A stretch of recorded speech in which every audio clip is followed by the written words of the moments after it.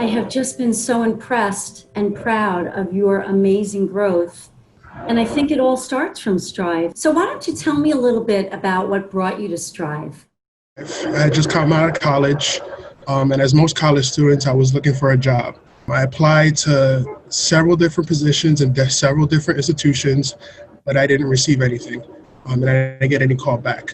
And then I had a mutual friend at the time, who introduced me to Strive. And then from there, he just started telling me a little bit about the program, and then I signed up for the class, and the rest, as we know, is history.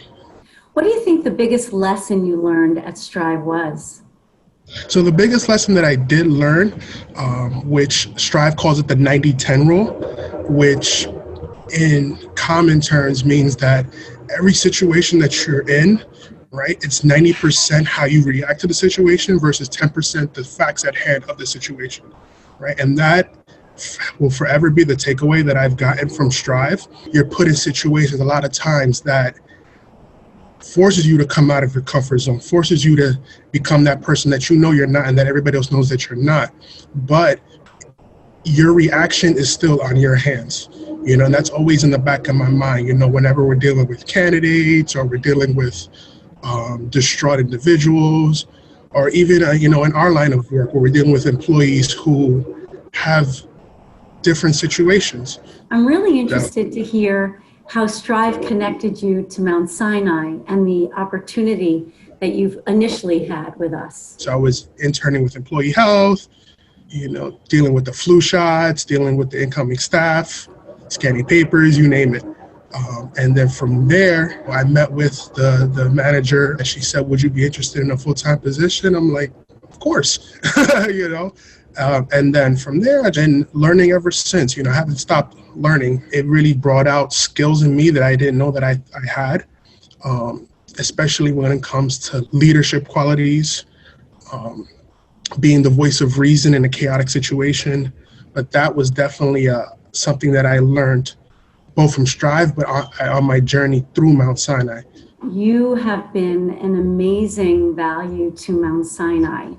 And when I first met you and looking at you today and talking with you, you're just a completely different person. This is the return on investment, right? The benefit of partnering with Strive and Mount Sinai is, number one, you get to create these modules from scratch with the leaders at Strive, and you get to create the competencies that we need to be successful at Mount Sinai. You literally get to create and create the cake with all the ingredients exactly to what we need. Strive finds the individuals from the community, which is really important to Mount Sinai, and they invest time and energy and really spend an enormous amount of time growing these individuals. And to your point, definitely I wouldn't be the person that I am today without Strive. I definitely can't take all the credit nor all the glory. So I thank you, Valerie, for the opportunity. And I also thank Strive for putting me in the path to success. It comes to a point where you surprise yourself with your own growth. Yeah. And that's definitely, my story. It's organizations like Strive, it's individuals like yourself who open doors for these kind of success stories. I think Strive's changed me too. Thank you so much on behalf of Dr. Kenneth Davis and the Mount Sinai Health Organization. Aaron and I are privileged to accept the Strive Partnership Award. Thank you. So proud of you. Yes. Thank you all.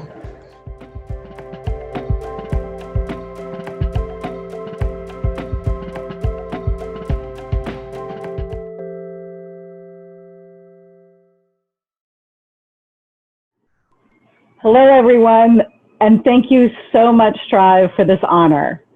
I'm thrilled to be here virtually today and very proud to share this virtual stage with all of these amazing people.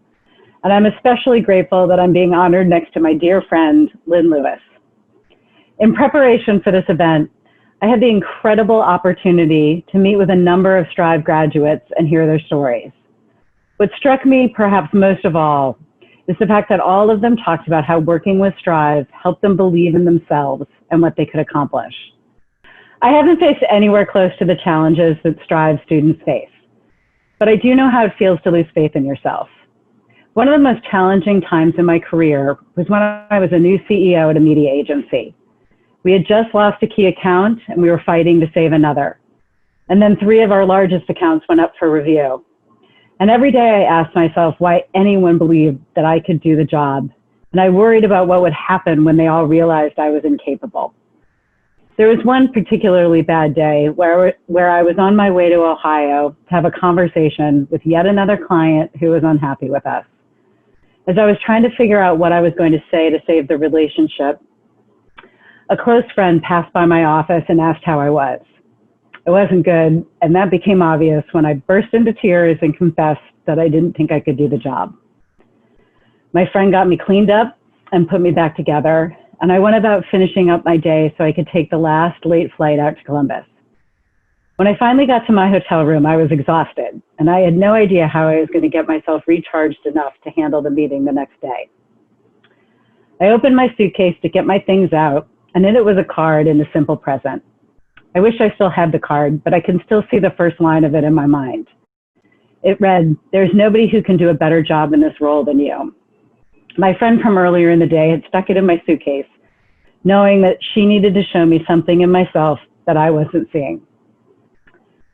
I thought of this story because that dear friend was Lynn Lewis, my co-honoree tonight. Thank you, Lynn, for that time and all the other times that reminded me to believe in myself. My point in telling you this story is that everyone needs somebody to help them see the glorious people they can be. And this is what Strive does. And this work is more important than ever because we are going through the kind of times that make it easy to lose faith in ourselves. Thank you all for your support tonight. And please join me in ensuring that Strive can continue to do this important work by texting to pledge whatever you can give. Thank you. Good evening, and thank you to everyone for joining us tonight. I am so excited to be here, albeit virtually, to celebrate and help accelerate Strive's critical mission to create professional opportunities and mobility for communities in need. I am deeply honored to be recognized at tonight's gala alongside my colleague and dearest friend, Kasha Cacy. It means so much to me. I was first introduced to Strive by my great friend and mentor and Strive's co-chair, Daryl Lee, who invited me to attend the Women's Empowerment Luncheon honoring Wenda Harris-Millard 5 years ago. Daryl knows me well, so he knew how much Strive's mission and work would resonate with me, particularly as we've been on a journey together focused on diversity, equity, and belonging at UM for many years. I was so incredibly inspired at that luncheon, where I not only learned about Strive as an organization, but after hearing from the students and their journeys with Strive, I immediately knew we wanted to get involved.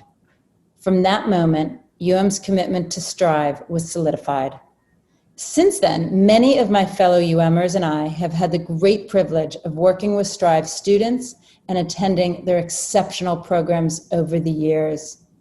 We've had the opportunity to sit in on workshops to give feedback on Strive's student professional introductions, or personal pitches, as they were called. We've worked with the Strive team on supporting their training needs, and last year at UM's Impact Day, which is our annual day of service, a group of UMers worked with the students on presentation and interview skills. Every single time I came away deeply inspired by the students I've met and their remarkable drive and ambition. While I've certainly faced challenges in my own career, they are in absolutely no way comparable or as formidable as the obstacles that these students have faced and then overcome with the support of Strive and their own strength, determination, and intelligence. Early in my career, I was often the only woman in the room. My presumed role was to fetch coffee and take notes. The lack of gender balance was what I noticed the most. What I failed to notice regrettably, was the lack of color in the room. Today, that's all I notice. I'm happy to say that we've made great progress in terms of gender representation at UM. Our global CEO and my boss and friend Eileen Kiernan is one of a few female global CEOs in the business world. And our top 5 markets are run by women. Unfortunately, our progress in terms of diverse representation has not been as substantial. But as UM CMO and my friend Deirdre Smalls-Landau says, it's a journey, one that we are deeply committed to and candidly need to accelerate. From any angle you look at it, a more diverse, more inclusive workplace is not only the right thing to do, it's good for business, for creativity, for innovation, and importantly, for the future. It's what makes Strive's mission so imperative and why we remain so committed to it. Thank you again for this great honor. And a special thank you to Daryl and John, my Strive co-chairs. I hope you will all please join me in supporting Strive's mission by donating this evening. Thank you again, and good night. Good evening. I'm New York State Attorney General Letitia James, and I'm proud to be with all of you tonight as the Honorary Co-Chair of this event. And I'd like to thank everyone here for their incredible commitment to supporting Strive. Strive is committed to driving systemic change and bringing economic justice to underserved communities. And thank you, especially to the Strive graduates here in New York. They have selflessly provided essential services to New Yorkers throughout this critical time, and we could not be more grateful to them. As the Attorney General, I see each and every day how this pandemic disproportionately impacts the health and economics of Black and Brown communities. And that's why we've taken important steps to ensure the well-being of our state. We reminded debt collectors in New York State that the CARES Act stimulus checks were off limits to them. We issued critical guidance for New Yorkers trying to navigate housing, employment, small business loans, and much more. We've temporarily halted the collection of medical and student debt owed to the state of New York that is referred to my office for collection. And that's just the tip of the iceberg. My office and government in general has an important role to play, but we are not the only ones. Because COVID-19 has proven what we knew all along, that when the country is faced with a crisis or threat, Black and Brown communities have the most to lose. We originally thought that this virus would affect all people from all walks of life equally, but we know now it's far from the truth. And that's why, now more than perhaps ever before, it's important groups such as Strive to get engaged and to stay engaged. Strive has always been an important resource for their graduates and students, and it quickly adapted to this new landscape during this pandemic. Its mission, to close the opportunity gap and serve people who face the greatest obstacles to employment, resonates especially well in this moment in time. At a time when unemployment, opportunity, and morale is lower than it has been in years, Strive is helping my beloved New York and cities all across the United States get back up and running. And so once again, I thank you for all that you do and implore you to keep up the phenomenal work. You are making our communities stronger. You are making our country stronger. Thank you, be well, and good night. Hello, I'm Atlanta Mayor Keisha Lance-Bottoms, and I'd like to just say congratulations to this year's Gala honorees, Kasha Cacy, Lynn Lewis, and Mount Sinai, for supporting Strive's work to drive systemic change and enhance economic opportunity for their students. Thank you also to Strive's graduates, the hidden heroes who have provided essential services during the COVID-19 pandemic. And finally, congratulations to Strive students across the nation for their commitment to virtual learning and empowering themselves through career training. We are so excited that Strive is opening its virtual doors in Atlanta. We share your passion for offering pathways to sustainable careers for people seeking better lives for themselves and their families. Our administration was proud this summer to launch our One Atlanta Economic Mobility, Recovery, and Resilience Plan. This plan is an extension of our vision to build an affordable, resilient, and equitable Atlanta. As we recover from this pandemic, we're grateful to partners like Strive, and we are so proud to welcome you to Atlanta and look forward to partnering with you to help with our initiatives, but also to help bring your collective vision to life.